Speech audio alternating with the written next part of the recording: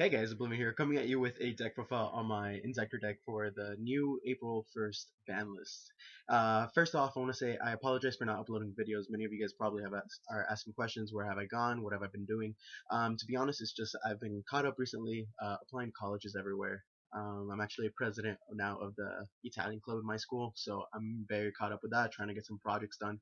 I'm going to try my best not to bore you. You guys are here for a deck profile, so let me just do it. By the way, if you guys just want to skip right to the deck, there'll always be an annotation somewhere in the video to just skip right to the deck, and a deck image right below if you guys already know what the deck do. I'm sorry, does. This is more for the newer players. I will be going over some of the basic combos and stuff. This is a deck that I've been testing out for a while. Many of you guys know it's a deck that I'm comfortable with. I love that you could just pull out OTKs like crazy. The only reason why I have stopped kind of making videos is because I want to see what's going on with the game. I want to just kind of wait and see what's gonna happen, like what's been developing, pendulum summoning and all this crazy shenanigans that have been developing on Yu-Gi-Oh. So, and I've also been losing a lot of track because of League of Legends. Wow, I love League of Legends like really bad. So, anyways, let's get right to the deck profile, guys. I'm sorry. So let's go do it. Okay. So first off, for our one for ones, our basic playmakers that everyone knows in Sectors 4, one Dragonfly, one Hornet. I'm really sad that these guys didn't come off the ban list, but whatever. What are you gonna do? They're still really good cards that you could reuse. And one Gigamantis. These are the one for ones. Actually, and the last one for one, I'm sorry, is the one Hopper. I do run Hopper in the build. It just allows for more OTKs. It gives you another Inzektor target. If you really like desperately need that search or that special off Dragonfly, you could just use him to equip it and get the Dragonfly special or the Centipede surge off if you really need it. So it's a pretty good card. It's pretty nice. So that's it for the four. Now for like I think the backbone of the deck is 3 Centipede. You have to have Centipede in the deck. It's 3 Centipedes. You didn't. It searches out all your combo cards and your 3 Ladybugs. Ladybug is too good with the level manipulation that this deck has because of Ladybug, the pop, the special, like you run out of your deck so fast. It's not even funny. It's really good. And that is it for the Inzektors, guys. That is 10 Inzektors in total. Now, I will be explaining some of my card choices again, so if the people that have already skipped just to the deck or to the image, you guys will probably not know this and will probably bash at me at the comments, so those will probably be the guys. 2 card Ds, don't prefer 3, I just run the 2. Card D is a great card, I mean, it gives you the speed and consistency that you want. And for the last monster, one Thunder King Ryo. Now, I was running Dark Arm Dragon, and I just found it to be way too inconsistent. I mean, yeah, you could drop it, but what I found is that it usually settled in my hand for 1 or 2 turns. Like when I dropped it, my opponent usually had a lot of comebacks to it, and plus there's a lot of Boojins in my locals, so it was kind of useless. If I didn't have the back row, I had the Crane, or if I used its effect, they usually had the Turtle Engrave, and so I just found this to be useless in my opinion. So I just upped it to Thunder King. Thunder King is just a great card in general. I really think that it should come off the ban list with all the searching, but mistakes at 3 and stuff like that. And plus, now that we have shared ride, searching really isn't that bad of consequence. It's still really good, don't get me wrong, but it's just not as bad of consequence. So that's it for the monster count. That is, I believe, 13 monsters or 14 monsters. Now onto the spells. Running the standard 3 MST. You have to run MST. So good in this deck. It enables also a lot of OTKs because you can MST your own Hornet if you need a search and there's nothing to pop and you don't want to pop anything. 3-pot duality, consistency, really good consistency. So these are the consistency cards. And 3 upstart goblins. Again, consistency cards. If you have like a ladybug in hand and you're missing like a centipede and you duality for a centipede, then you search is just great. Or duality card D is one of the best openings that you could have in the current game, especially now with upstart goblins. That is really good. I'm running 2 Inzect Caliber because really it's really good. And essentially you only need 1, but I don't feel comfortable with only 1 because you run through it and it's just good for protection and stuff like that. It's a really great card. And now one of the cards that people might bash me for, yada yada, I'm a bad player, whatever. I run two insect imitations. Now, imitation, I've wanted to cut it back, probably for lances more than anything lances. Why? Because lance, I feel like it's more versatile. It's good offensively and defensively to protect my XYZ summoned monsters. My centipede, which is 1600, so it could be bottomless, even though bottomless is at 1. There's still that 1 in a million chance that they have bottomless. But uh, with this card is just, it leads to too many plays with if they do something to the card D, if you just open up pure ladybugs, it sets you up. It really does, and it's a great card to have in my opinion.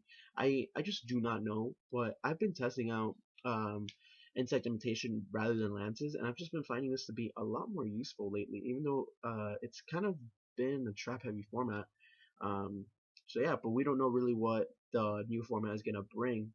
So yeah, and for the 1-for-1s, we're running one Book of Moon because it's really good, and the one Foolish Burial. No Dark Hole because usually we'll have a big field, and because you have the Mantis, you'll usually keep on Monster Reborning your Dragonfly, keep on going for combos and OTKs. I'll be going over a really small OTK that is pretty general that most people already know and it's common sense. So that's it for the spells. I believe it's 13, 14 spells. For the trap lineup, I think it's 12. Um, we have Triple Fiendish Chain. Actually surprised that this card did not get hit by the ban list. Really good card. Really, really, really good card. Love it. Um, 2 Threatening Roar. I don't know about 3. I don't know if I'll ever bump it up to 3. Depends if I would run 3 if it was like the Dragon Ruler format again, or if dragons become more popular. But 2 T-Roar has just been working for me.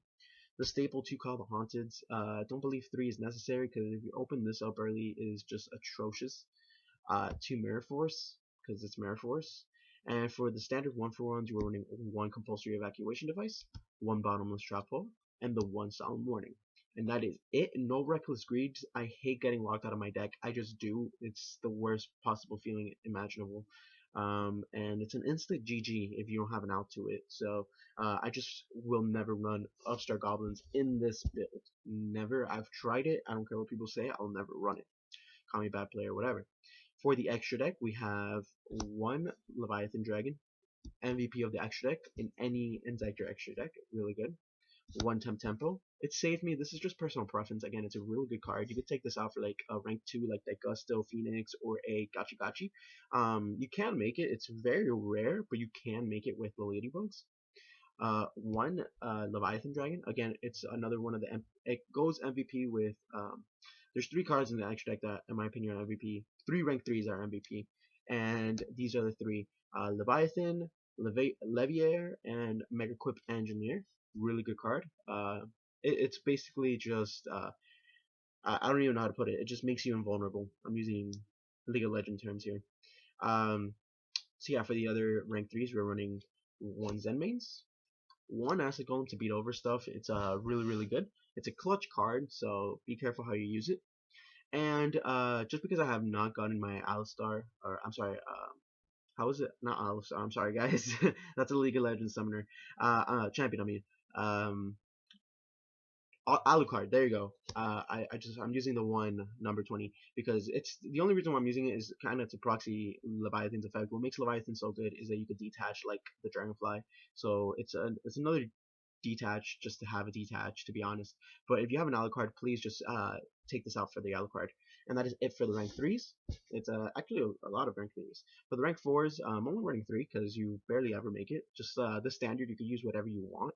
1 Direwolf, 1 Cowboy, and 1 Key Beetle. And that is it. This is why the only reason why I run rank 4s is also because of the Hopper. It enables really good rank 4 manipulation with ladybugs and stuff. Really good Direwolf to pop stuff, Cowboy to burn for a game, or just to beat over 3k beaters. And 66 is just because 66. You know, it's really good. Protects your Dragonfly and stuff. If you guys want, you guys could. I don't own a 101. I don't own those expensive cards. So yeah. So that's it for the 4s. For the 5s, which I think you guys will be going mostly into, is 1 Volcanosaurus, 1 Tyrius, so really, really good. These are the 2, one of my 2 favorite. Shark Fortress enables crazy, crazy, crazy OTKs. Again, the rank 5s are just my favorite in this deck. And the 1 Exostag. This card has come out of favor, but I'll tell you why this card is so good. And for the last XYZ monster, it is one guy at the Thunder Charger, because you just overlay it over your fives, or yeah. Okay. So, anyways, I'm gonna jump into a quick combo right here. What you're going to need is a Dragonfly and a Ladybug. I'm sorry, guys. And yeah, that's all you're gonna need for the combo. And you need one Centipede in your deck and one Zecticaliber. This is usually, I do this by maybe turn 2 if my opponent allows me to set up and stuff and I have a really good game start. So anyways, you only need these 2 cards in your hand, and this is what's gonna happen. You're going to normal summon the Dragonfly, use Dragonfly's effect, equip the Ladybug. So you're going to detach the Ladybug, send it to the graveyard. Dragonfly's effect is now 2. Because of Ladybug's effect, you make him 2. Now Dragonfly's effect activates to go, and you special summon out a Centipede. So you special out a Centipede. Now you're going to use Centipede's effect. Centipede equips Ladybug. Ladybug gets detached because of Ladybug's effect, making Inzektor Centipede a level 5, and now you activate Inzektor Centipede's effect to search out the Zecticaliber, as you can see here. So now these 2 cards are level 5. You're going to overlay them and go over an Exostag. So usually to be defensive, you would want to special summon in defense position. Okay. So now you're going to detach. Exostag's effect states that you could detach one card from one material from this card to grab one face-up monster on your opponent's side of the field and equip it to this card. Basically, it's your own 101, which is why I don't own 101, because this is its own 101. You're gonna detach the Dragonfly. Every time you overlay a Dragonfly, you want to detach the Dragonfly. Why? Because you could reborn it with your Mantis, and you could get it back with your Zecticaliber. Quote quote. Now, Inzektor Exostag is an Inzektor, and remember here that we searched out a Zecticaliber because of the Centipede. You're going to equip Zecticaliber to Exostag, and you're going to overlay Exostag, Gaia Dragon, on top of Exostag, making the Zecticaliber fall off, allowing you to search your grave for an Inzektor that you want to bring back, and usually you would want to bring back the Dragonfly back to your hand. So now you have a Dragonfly to reuse again, a detachable target in the graveyard, allowing you to go for more plays next turn. If you have another Centipede, you can go for it and search out for a Hornet, or go for another play from there, like another level 5. And you have a 2600 beater, and that's not to mention you only wasted 2 cards in your hand to do that, or 1 card in your hand and 1 card in your grave if you already have a Ladybug in your grave. So it's a very good combo. This is a very combo-oriented deck, so please keep that in mind, guys. Hopefully you guys enjoyed this deck profile, and that is going to be it for me. And this has been Oblivion. Catch you guys later. Let me know what you guys think of the deck, and like always, stay, stay cool, I guess. Deuces, guys.